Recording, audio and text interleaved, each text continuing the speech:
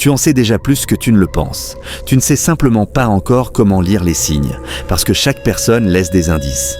Et les 18 vérités de Nietzsche vont t'apprendre à les repérer et à en comprendre le sens. C'est une compétence que personne ne t'enseigne, mais une fois que tu la vois, tu ne peux plus l'ignorer. Cette vidéo n'est pas une liste rapide, ni un conseil superficiel. C'est une analyse complète, divisée en 3 parties puissantes, chacune construite sur la précédente. Si tu sautes une étape, ou passes trop vite, tu perdras la profondeur qui fait toute la force de ce message. Alors, reste avec moi, car à la fin de ces 3 parties, tu ne comprendras pas seulement les autres. Tu te comprendras toi-même d'une manière que tu n'aurais jamais imaginée. Depuis tout jeune, on t'a appris à faire confiance à ce que les gens disent. Les mots sont notre monnaie. Mais Nietzsche nous a mis en garde. Ne te laisse pas tromper par le langage. Les gens ne parlent pas avec sincérité. Ils parlent par survie, par ego, par peur. La surface d'une personnalité, ce n'est pas une personne, c'est une armure. Une personne qui semble excessivement gentille n'est peut-être pas gentille du tout.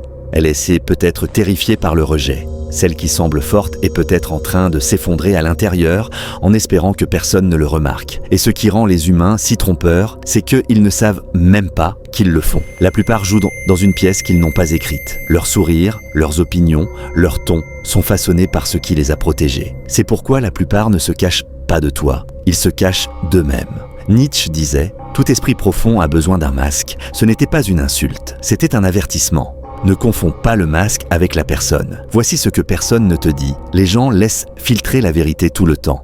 Pas dans leurs mots, mais dans les failles. Les moments où ils détournent le regard, rient trop longtemps, changent vite de sujet quand ça devient trop intime. Et la première vérité psychologique de Nietzsche est celle-ci. Tout le monde porte un masque pour survivre. Pas parce qu'ils sont faux, mais parce qu'ils ont peur. Pour survivre dans la société, les gens créent une version d'eux-mêmes qu'ils espèrent acceptable. Mais les masques ne sont pas parfaits. Ils glissent. Et le premier signe de vérité, c'est l'attention. Observe ce qui met quelqu'un mal à l'aise. C'est là que commence la vraie personne. 2. Ce qu'une personne déteste chez les autres révèle ce qu'elle cache en elle-même. C'est l'un des enseignements les plus tranchants de Nietzsche, la projection.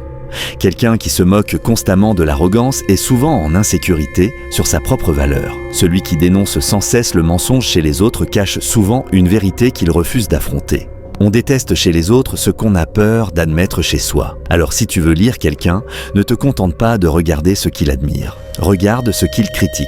Et pourquoi ? 3e, le silence en dit plus que les mots.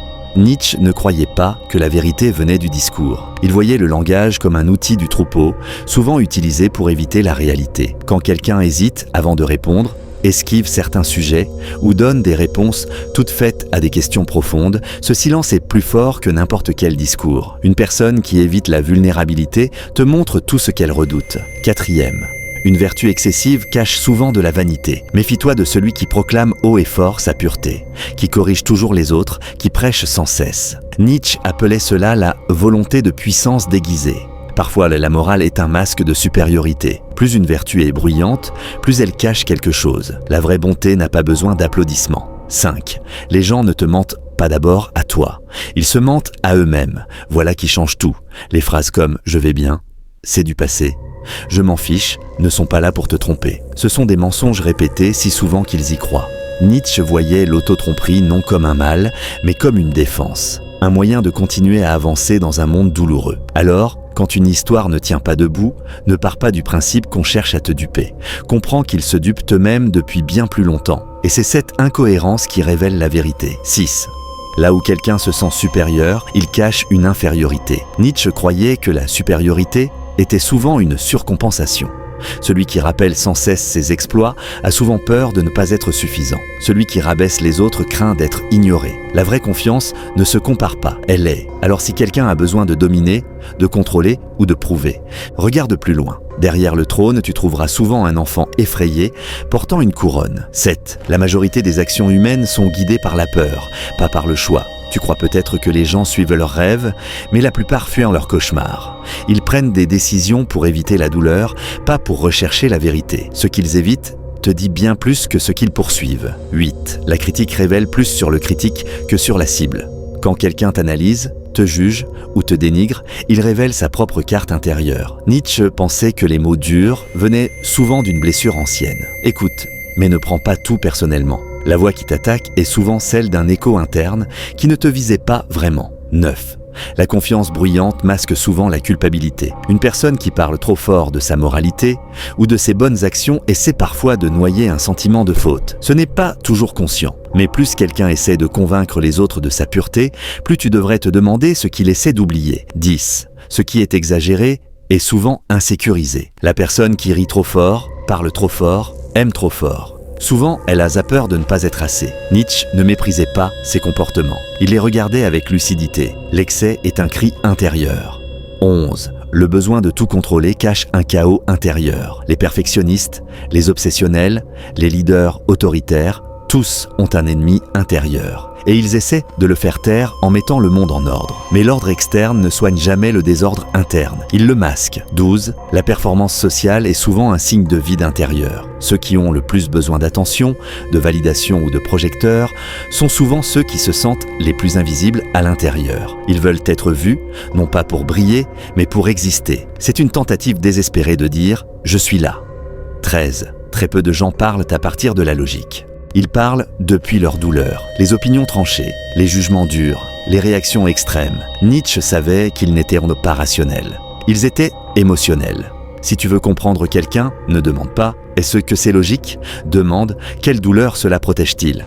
14. La manière dont quelqu'un traite la faiblesse montre sa véritable force. Il est facile d'être fort face au fort. Mais observe comment quelqu'un traite ce qui est fragile, vulnérable, cassé. C'est là que réside sa véritable puissance. 15. Ce que les gens font pour être remarqués révèle ce qu'ils craignent d'être. Derrière chaque exagération, il y a une peur d'être oublié, d'être banal, d'être invisible. Et Nietzsche pensait que cette peur menait à la comédie humaine, une pièce où chacun crie pour ne pas disparaître. 16. Les attaques gratuites viennent souvent de l'envie. Une personne qui réussit sans arrogance dérange souvent ceux qui ont échoué en silence. L'attaque est parfois une façon de dire « pourquoi pas moi ?» Nietzsche nous rappelle, la haine n'est pas toujours justifiée. Parfois, elle est simplement jalouse. 17. Les gens ne répètent pas leurs croyances, ils répètent leur enfance. Ce n'est pas une idéologie qu'ils rejouent, c'est une blessure, un schéma, une tentative inconsciente de rejouer une scène et peut-être de la réparer. 18. Ce que quelqu'un fait encore et encore est une confession silencieuse. Tu veux connaître quelqu'un, regarde ce qu'il répète, pas ce qu'il dit. Ce qu'il fait encore et encore, parce que les habitudes ne mentent pas.